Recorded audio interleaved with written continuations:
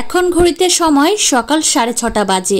সকাল 6টার সময় আমি ছাদে এসেছিলাম আর একটু হাঁটাচলা করলাম। প্রচণ্ড ভালো লাগছে। আর ছাদের পরিবেশ তোমাদের একটু ঘুরিয়ে দেখিয়ে দিলাম। আর ছাদ থেকে এখন নিচে এসেছি, দেখলাম বাবা যাচ্ছে বাজারে। ওই যে বলেছিলাম সকাল সকাল করে বাবা বাজারে না যেতে পারলে ওনার ভালোই লাগে না। তো যাই হোক, হ্যালো বন্ধুরা, কেমন আছো তোমরা সবাই? আশা করছি তোমরা খুবই ভালো আছো। আমিও বেশ ভালো আছি, মামামও খুব ভালো আছে। এস ফ্যামিলিতে আজ আরেকটি নতুন ব্লগে তোমাদেরকে অনেক অনেক স্বাগত জানাই। আজকে সকাল থেকেই ব্লগটা শুরু করে দিলাম আর মা এদিকে ফুল তুলছে। তো এখন বেশ ভালো ফুল ফুটছে, কিন্তু ওই যে বর্ষার কদিন একদমই ফুল ফুটছিল না।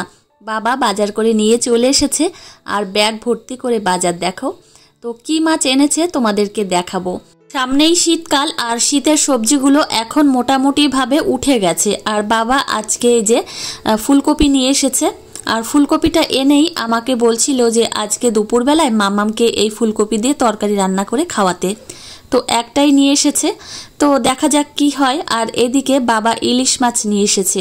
তো মামামকে প্রায় ইলিশ মাছ খাওয়ানো হয়, তো আজকে দুপুরবেলায় মামামকে ইলিশ মাছ খাওয়াবো কি না সেটাই ভাবছি। তো দেখা যাক কতদূর কি হয়। আর এদিকে দেখো ইলিশ মাছের পেট আমি টিপে দেখছি যে নরম না শক্ত রয়েছে। বেশ মোটামুটি ভালোই আছে। মাম্মাম সকাল করেই ঘুম থেকে উঠে গেছে আর ওকে আমি ফ্রেশ করিয়ে দিয়েছি। একদম ফ্রেশ করিয়ে তারপর খাট থেকে নামিয়েছি। তো মাম্মাম এদিকে দেখো একদম একগাল হাসি দিয়েছে। সকালবেলায় ও যদি নিজের থেকে ঘুম থেকে ওঠে তাহলে ওর মন মেজাজ অনেকটা ভালো থাকে। আমরা যখন ডাকতে যাই বা ওকে ডেকে তুলি তখন ওর মন মেজাজ একদমই খারাপ হয়ে যায়। তো মাম্মামকে হাতে ব্রাশ দিয়েছি আর পেস্টও দিয়েছি। মাম্মাম এখন ব্রাশ করবে। তো ব্রাশ করতে পারে এখন মোটামুটি ভাবে, আমি করিয়ে দিই কিন্তু মাম্মামও পারে। তো এখন ওকে আমি ভালো করে ব্রাশ করিয়ে দেব। তো এই জায়গায় বসবো, বসে ব্রাশ করাবো।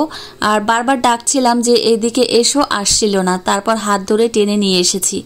এখন মোটে কথা শুনতেই চায় না। একটা ডাক দেবো তো আরও দৌড়ে দৌড়ে পেছন দিকে চলে যায়। তো এই হচ্ছে ব্যাপার। আর এই যে সকালবেলায় মামামকে এখন ব্রাশ করাবো, তারপর জল খেতে দেব, আবার খাওয়াতে হবে, যা প্রত্যেক দিন করি আর কি। তো এখন এই যে ব্রাশ করিয়ে দিচ্ছি, কিন্তু মামাম একটা জিনিস এখনো পর্যন্ত শেখেনি। সেটা হচ্ছে এই যে থুতুটা এখনো বাইরে ফেলতে পারে না, মুখের মধ্যেই রেখে দেয় আবার গিলে ফেলে। এরকমটা করছে কিন্তু এখনো পর্যন্ত পারছে না, হয়তো আস্তে আস্তে শিখে যাবে। তো ওই জন্য আমি পেস্ট অল্প পরিমাণে দিই, বেশি দিই না, যে অনেকটা পরিমাণে দিই এমন না, সামান্য একটু দিয়ে থাকি।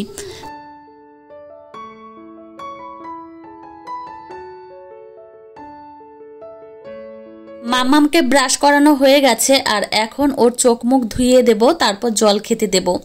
তো বাবা সকাল করেই খেয়ে নিয়েছে। বাবা যাবে এখন জমিতে। তো আমাদের জমিতে ধান কাটছে। বাবা বলল যে আউশ আমন দুটোই লাগিয়েছে, তো 2 বিঘা মতো ধান হয়তো আজকে কাটবে। তো বাবা ওই জন্য তাঁবু নিয়ে গেল। মা তুলসী মঞ্চে জিরা রোদ্রে দিয়েছে আর জিরাগুলো মা ধুয়ে একদম এখানে মেলে দিয়েছে। আমার শ্বশুরমশাই অনেক করে জিরা কিনে নিয়ে আসে, হয়তো এখানে 500 গ্রাম মতো আছে। তো এইগুলো আমাদের সারা মাস চলে যাবে।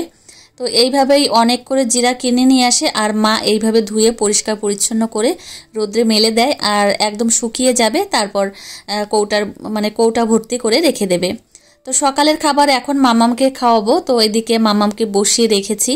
আজকে সকালবেলায় মামামের জন্য কি রান্না করেছি তোমাদের সঙ্গে শেয়ার করিনি। তো খেতে খেতেই বলবো যে কি রান্না করেছি মামামের জন্য। তো এদিকে আমার দুষ্টু মামাম বসে রয়েছে খাওয়ার জন্য। তো এখন ওকে খাওয়াবো। প্রচণ্ড পরিমাণে গরম পড়েছে জানো তো, আর ভালো লাগছে না। আর এই যে আজকে না একদম অন্ধকার অন্ধকার রয়েছে, কেমন একটা ঘোলা ঘোলা পরিবেশ, মানে একদম আকাশটা যে ঝলমল করবে তেমন না, একদমই অন্ধকার মতো রয়েছে। মনে হচ্ছে পুজোর সময় বৃষ্টি হবে। তো এই হচ্ছে ব্যাপার। আর মামামকে আজকে সকালবেলায় সুজি খাওয়াচ্ছি। তো এদিকে দেখো মামামকে সুজি খাইয়ে তারপর ও খেলাধুলা করবে।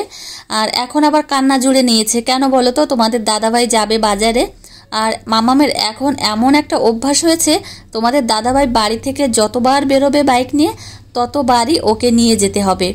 আমি তোমাদের দাদাভাইকে বলেছিলাম যে মামামকে নিতে হবে না, মামামকে আমি দোতলায় নিয়ে যাচ্ছি। তো আমি আবার রাস্তায় যাব, ভালো লাগছে না রাস্তার দিকে যেতে। তো তোমাদের দাদাভাই বলল কি না আমি নিয়েই যাচ্ছি আর একটু ঘুরিয়ে নিয়ে তারপর আসবো। মামামের পুজোর জামা তোমাদের সঙ্গে শেয়ার করা হয়নি যে মামামের জন্য কি কি জামা কিনেছি।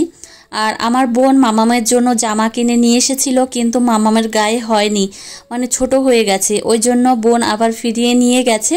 তো ও যখন পুজোর সময় আসবে তখন আবার নিয়ে আসবে। তো এই হচ্ছে ব্যাপার। আর মামামের জন্য আরও কিছু কিনতে হবে, কি বলো তো, সময় পাচ্ছি না হাতে, ভাবছি যে কালকেই যাব বাজারে, একটু যেতে হবে, মামামের জন্য জুতো কিনতে হবে, আমার জন্য কিনতে হবে, আর আমার জন্য একটা লাল আর সাদা কালারের, মানে লাল পাড় সাদা কালারের একটা শাড়ি কিনতে হবে।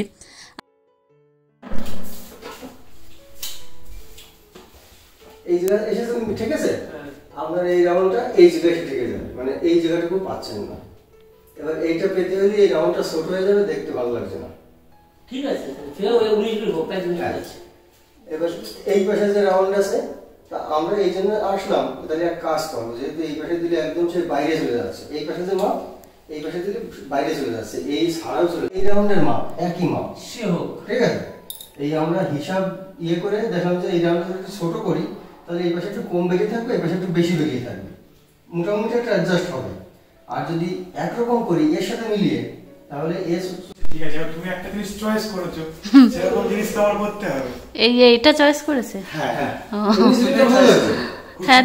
তো ঘরগুলো তোমাদের দাদাভাই এত সুন্দর করে করেছে, ওই জন্য মাঝে মধ্যে অনেকে দেখতে আসে যে কেমন কি করলো। আর এই যে দাদাভাই এসেছেন, তো আগেও একদিন এসেছিলেন, তো দেখে গেছেন। তো কি হয়েছে জানো তো, আমাদের ঘরগুলো দেখে প্রচণ্ড পছন্দ হয়েছে, আর এই ডিজাইনটাই ওনাদের ঘরে করবেন।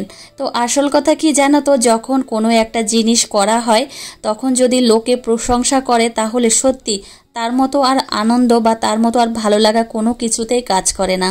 তো আমাদের ঘরগুলো যখন করা হয়েছে আর ডিজাইনগুলো দেখে সবারই পছন্দ হয়েছে, আর অনেকে দেখতে এসেছে যে ঘরগুলো তো খুবই সুন্দর হয়েছে, আর সবার মুখে একটাই কথা যে ঘরগুলো অপূর্ব হয়েছে, মানে এক কথায় অসাধারণ হয়েছে। তো যাই হোক, আমি দোতলা থেকে নিচে চলে এসেছি, আর এদিকে কিছু বাসনকোসন ছিল, সেগুলো মাজছিলাম জানো তো। তারপর ওই দাদা এসছেন জন্য একদম দোতলায় চলে গেছিলাম, তারপর এসে এই যে আবার বাসনকোসনগুলো ধুয়ে রাখছি। মাজা ঘষা আগেই হয়ে গেছিল, কিন্তু ওই দাদা ভাইরা এসছেন জন্য তারপর এইগুলো রেখে দোতলায় গেছি। তো যাই হোক, এই যে বাসনকোসনগুলো ধুয়ে পরিষ্কার করছি, সকালবেলায় না এইগুলো বেসিনে রেখে গেছিলাম, আর শরীরটা তেমন একটা ভালো লাগছে না। আর তোমাদের বলেছিলাম যে আমার কিছু একটা হয়েছে, ওই জন্য ভালো লাগছে না। সেটা হচ্ছে ব্লাড টেস্ট করেছিলাম কিছুদিন আগেই, তোমরা দেখেছো। তো কি হয়েছে জানো, হিমোগ্লোবিন অনেকটাই কম, তো ওই জন্য শরীরটা প্রচণ্ড পরিমাণে দুর্বল লাগে, মনে হয় শুয়ে থাকি, বিছানার সাথে লেগে থাকি, এরকমটা মনে হয়, কাজকর্ম করতে একদম ইচ্ছা করে না। আর সেই সঙ্গে সামান্য একটু কোলেস্টেরল বেড়েছে। তো কোলেস্টেরল বেড়েছে জন্য মানে খাওয়া দাওয়া একটু মেনটেন করতে হবে, চর্বি জাতীয় খাবার মানে খাওয়া যাবে না। আবার ডক্টর দেখাবো, সামনের শনিবারের দিন দেখাবো, ডক্টর আসবেন। তো এই হচ্ছে ব্যাপার, তোমাদেরকে বলে দিলাম যে এই দুটো সমস্যা হয়েছে, একটা হচ্ছে কোলেস্টেরল বেড়েছে সামান্য পরিমাণে, আর এদিকে মানে হিমোগ্লোবিনটা অনেকটা কমে গেছে। তো এই হচ্ছে ব্যাপার। স্নান করেছি অনেকক্ষণ আগেই, আর এখন একটু নিজের যত্ন নেব, আর প্রত্যেক দিন স্নান করার পরে নিজেকে একটু যত্ন করে থাকি। আর বিশ্বাস করো, সারাটা দিন নিজেকে যত্ন করা হয়ই না, এই স্নানের পরে যতটা যত্ন করি সারাটা দিন হয় না। তো যাই হোক, এখন চিরুনি করে নিচ্ছি। আর জানো, মামামকে আজকে আমার শ্বশুরমশাই গজা কিনে দিয়েছে, আর ওই গজা কাকা আমাদের এই পাড়ায় সপ্তাহে 2 দিন আসে, আর প্রচণ্ড ভালো গজাগুলো। তো মামামকে দিয়েছে ওর ঠাকুরদাদা কিনে, তো মামাম একটাও খাবে না, গজা খেতে একদমই পছন্দ করে না মামাম, নিমকি খায় মাঝে মধ্যে।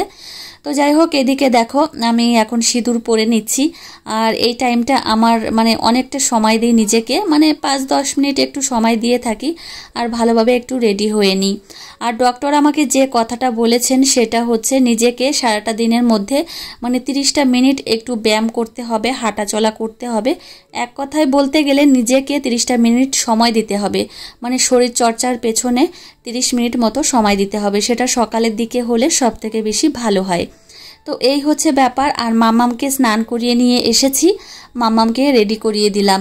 তো মামামকে ঘুম পাড়াবো না, আর মামামকে এখন একটা নতুন অভ্যাস করাচ্ছি। আমাকে একজন দিদিভাই জিজ্ঞাসা করেছিলে যে মামামের ওজন কত। তো দেখো, মামামের ওজন একদমই ঠিক আছে, কিন্তু আমি বলতে চাইছি না যে মামামের ওজন কত। তো মাম্মাম একদমই রোগা না, আবার একদম যে অনেক মোটা তেমনও না। মাম্মামের ওজনটা একদমই পারফেক্ট আছে ওর বয়স আন্দাজে। তো মাম্মামকে খাওয়ানো থেকে শুরু করে সমস্ত কিছুই হয়ে গেছে। আমিও স্নান করে এসেছি আর পুজোও দিয়ে দিয়েছি। তো এখন আসলাম ঘরে, একটু বসে রয়েছি। আর আমার শ্বশুরমশাই যে গজা কিনেছিল, দেখো এই গজাগুলো এখন খাবো। আর প্রচণ্ড ভালো লাগে জানো তো গজাগুলো। তো এই দেখো গজা, তো এইগুলো এখন বসে বসে খাবো। মাম্মাম রয়েছে আমার পাশে। তো চলো তোমরা দেখতে থাকো ভিডিওটি। আজকে সকালবেলায় বাবা তো ইলিশ মাছ নিয়ে এসেছিল, কিন্তু মাম্মামকে আজকে আর ইলিশ মাছ খাওয়ালাম না, কেননা মাম্মামকে প্রায় ইলিশ মাছ খাওয়ানো হয়। তো ভাবলাম আজকে পনির খাওয়ানো যাক। ফ্রিজের মধ্যে পনির ছিল, তো পনির দিয়ে যে তরকারি রান্না করলাম, মানে এর মধ্যে আলু দিয়েছি, একটু পাকা টমেটো আর ক্যাপসিকাম দিয়েছি। তো যাই হোক, রান্না তো কমপ্লিট হয়ে গেল। আর এদিকে এখন মাম্মাম আমাকে বলছে যে দোতলায় যাবে। তো মাম্মামকে নিয়ে এখন একটু দোতলায় যাব, তারপর নিচে এসে মাম্মামের খাবারটা বাড়বো। তো এদিকে আজকে আমার শাশুড়ি মা টিফিন কৌটার মধ্যে ইলিশ মাছ সিদ্ধ দিয়েছিল। আর বেশ ভালো লাগে যেন, ইলিশ মাছের সব থেকে এই রান্নাটা আমার সব থেকে বেশি ভালো লাগে, তারপর সর্ষে বাটাটা ভালো লাগে। তো যাই হোক, এই যে দেখো প্রেসার কুকারে রান্নাটা করেছি, আর আমার মাম্মামের জন্য ভাতটাও বেড়ে নিয়েছি। এই যে দেখো মাম্মামের ভাত। তো ফাইনালি মাম্মামের দুপুরের খাবার একদমই রেডি হয়ে গেছে। আর চলো মাম্মামকে গিয়ে এখন খাইয়ে দেব।